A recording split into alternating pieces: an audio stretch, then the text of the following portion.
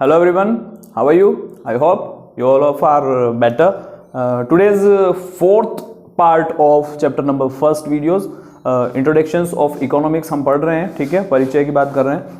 तीन वीडियो अभी तक हम देख चुके हैं। नेक्स्ट फोर्थ है जिसके अंदर डिस्कस करने वाले हैं ब्रांचेज ऑफ इकोनॉमिक्स। इससे पहले हम क्या पढ़ चुके हैं, इकोनॉमिक एक्टिविटीज पढ़ चुके हैं, इंट्रोडक्शंस हम पढ़ चुके हैं, डेफिनेशंस मीनिंग वगैरह पढ़ चुके हैं, ठीक है। प्रॉब्लम ऑफ चॉइस हमने डिस्कस किया था। ये सारी चीज़ें बहुत ज़्यादा इंपॉर्टेंट है। एक नंबर के क्वेश्चन, दो नंबर के क्वेश्चन, तो दिमाग रखें, हर चीज़ अच्छे से पढ़ें।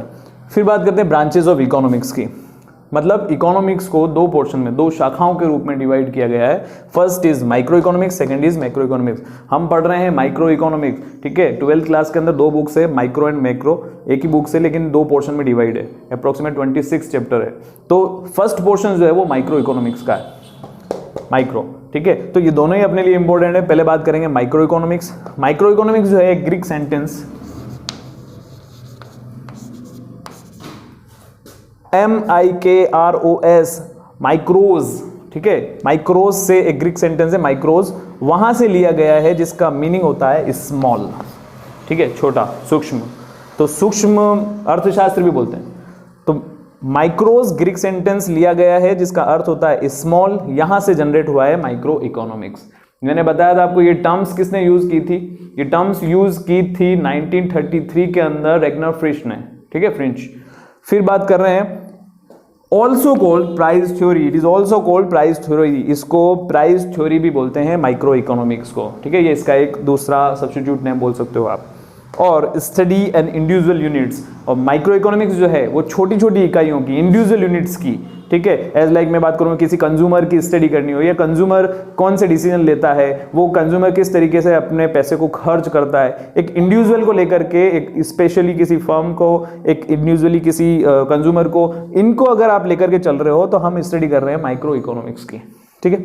बात करते हैं मैक्रो इकोनॉमिक्स की। मैक्रो इकोनॉमिक्स का ग्रीक वर्ड है एक MAKROS, मैक्रोज, ठीक है, जिसका मतलब होता है ह्यूज। ह्यूज मतलब व्यापक, बड़ा, लार्ज, ठीक है। तो it is also called income and employment theory. कौन सी थ्योरी है ये? Income and employment theory. कौन सा ग्रीक सेंटेंस है? मैक्रोज। और बात करते हैं इसके अंदर किसकी स्टडी होती है? Studies broad and aggregate level. मतलब आप बहुत ही ज्यादा ब्रॉड लेवल पे या बहुत ही ज्यादा बड़े लेवल पे किसी चीज की स्टडी कर रहे हो। जैसे मैं बात करूं, मैं एक कंज्यूमर की स्टडी कर रहा हूं और एक मैं पूरे नेशन की स्टडी करता हूं, इंटरनेशनल लेवल की बात करता हूं, नेशनल इनकम की बात करता हूं। तो ये सारी चीजें किसके अंदर आती है? मैक्रो इकोनॉमिक्स में। तो मैक्रो एंड माइक्रोज ये दोनों ही अपने लिए ब्रांचेस के रूप में डिवाइड कर रखे हैं। अब इनसे ही अपन थोड़ा इनका डिफरेंस क्रिएट करने की कोशिश करेंगे। इनको लेकर के इसका डिफरेंस इजी हो जाता है। What is the difference? सबसे पहले मीनिंग इसके अंदर किसकी स्टडी होती है? इंडिविजुअल यूनिट्स की। और इसमें किसकी स्टडी होती है? ह्यूज, एग्रीगेट लेवल की, एग्रीगेट यूनिट्स की स्टडी। एक एग्जांपल लेके चलते हैं, जैसे अ फर्म, अ कंज्यूमर, इन सब की स्टडी अगर अपन करते हैं तो माइक्रो लेवल के अंदर आता है। बट मैक्रो लेवल की जब हम बात करते हैं तो उसके अंदर क्या चीज होती है? हम नेशनल इनकम की बात करेंगे, ठीक है, बैंकिंग की बात करेंगे, ठीक है, इंटरनेशनल लेवल की बात करेंगे। तो वो सारी चीजें किसके अंदर थी? मैक्रो इकोनॉमिक के अंदर। तो फर्स्ट डिफरेंस, ठीक है, दिमाग में रख लेना। यहां पर इंडिविजुअल यूनिट्स, यहां पर ह्यूज या एग्रीगेट यूनिट्स। थ्योरी की बात करते हैं। अब आप खुद बताएंगे, देखें थ्योरीज हम ऑलरेडी डिस्कस कर चुके हैं। कौन सी थ्योरी है? Micro economics. Other name is price theory. तो यहां क्या हो जाएगा? प्राइस थ्योरी, ठीक है। और मैक्रो इकोनॉमिक्स कौन सी थ्योरीज है? देखो, इनकम एंड एम्प्लॉयमेंट थ्योरी।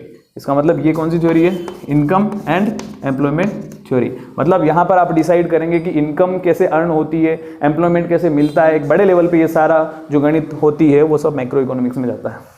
फिर बात करते हैं unit of study. Unit of study मतलब ये किसकी स्टडी करते हैं? ये इंडिविजुअल लेवल की स्टडी करते हैं, इंडिविजुअल स्टडी कर रहे हैं। और ये जो है ह्यूज, होल एरियाज की स्टडी होती है इसके अंदर, ठीक है। ये भी दिमाग में रख लेना, इंडिविजुअल और ह्यूज या होल।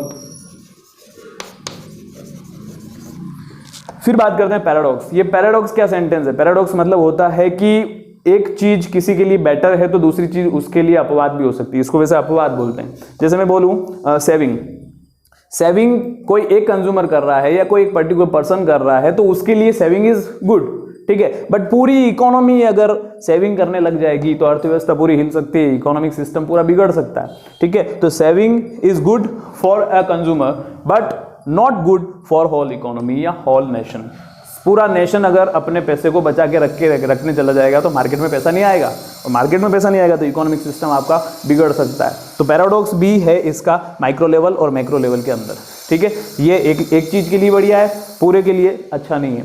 तो हमने क्या डिस्कस किया है, माइक्रो इकोनॉमिक्स और मैक्रो इकोनॉमिक्स के बारे में। एक छोटा सा कॉन्सेप्ट हो रही है, देखो ऊपर मैंने एक कॉन्सेप्ट बताया था कि इस टर्म को, माइक्रो एंड मैक्रो टर्म्स को रैग्नर फ्रिश ने 1933 के अंदर इस टर्म को यूज किया था। लेकिन मैक्रो इकोनॉमिक्स जो है, मैक्रो, इस टर्म को अच्छे से स्टडी किसने किया, ठीक है, 1936 के अंदर प्रोफेसर जॉन मेनार्ड किन्स ने अपनी बुक जो थी उनकी, the general theory of employment interest and money, ठीक है, the general theory of employment interest and money कब दी थी, 1936 में अपनी बुक बनी थी। उसके अंदर उन्होंने मैक्रो इकोनॉमिक्स को अच्छे तरीके से उसकी स्टडी की थी।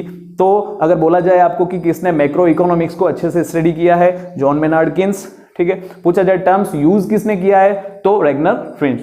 तो ये सारी चीजें जो है आपको ध्यान में रखनी है। एक बार छोटा सा वापस देख लो, ग्रीक सेंटेंस, माइक्रोज और मैक्रोज, ठीक है। इसका मतलब क्या होता है, स्मॉल, इसका मतलब क्या होता है, यूज। फिर प्राइस थ्योरी है ये, और ये क्या है, इनकम एंड एम्प्लॉयमेंट थ्योरी। फिर स्टडी किसकी होती है, इंडिविजुअल यूनिट्स। इंडिविजुअल यूनिट्स कौन कौन सी हो सकती है, कोई फर्म हो सकती है, कोई कंज्यूमर हो सकता है, प्रोड्यूसर हो सकता है, कुछ भी हो सकता है, ठीक है। और यहाँ पर studies of broad aggregate levels, इसका मतलब ये कि एक नेशनल इनकम की बात करें अपन, ठीक है, इंटरनेशनल मार्केटिंग की बात करें अपन, या इंटरनेशनल लेवल की बात करें, पूरे नेशन की बात करें, बैंकिंग सिस्टम की बात करें, तो ये सारी चीज किसके अंदर आती है, आपके एग्रीगेट मैक्रोज में। इन्हीं को रिलेट करके जब आप डिफरेंस क्रिएट करोगे तो ये आपके लिए इजी हो जाता है। मीनिंग क्या होगा, इंडिविजुअल, यहाँ क्या हो जाएगा, स्टडी किसकी होती है, एग्रीगेट की। फिर थ्योरी कौन सी, price theory, income and employment theory. Units of studies, यहाँ पर इंडिविजुअल्स लेवल की यूनिट्स की स्टडी होती है, यहाँ पर एग्रीगेट या ह्यूज या होल लेवल की इकोनॉमी की स्टडी होती है। और पैराडॉक्स की बात करते हैं तो एक सेविंग जो है that is good for a consumer, एक कंज्यूमर के लिए सेविंग जो है गुड, अच्छी बात है। बट जब सभी जने सेविंग करने लग जाएंगे तो पैसा इकट्ठा हो जाएगा एक ही तरफ, मार्केट में पैसा नहीं आएगा, आपका प्राइस सिस्टम, इकोनॉमी सिस्टम पूरा बिगड़ जाएगा। तो कहीं ना कहीं पैराडॉक्स अपवाद भी हुए, एक दूसरे के अपवाद भी कहे जा सकते हैं, ठीक है। तो ये पूरा अपना एक छोटा सा कॉन्सेप्ट, पार्ट नंबर 4 टुडेज, यहाँ तक के लिए। बाकी हम नेक्स्ट टाइम मिलेंगे।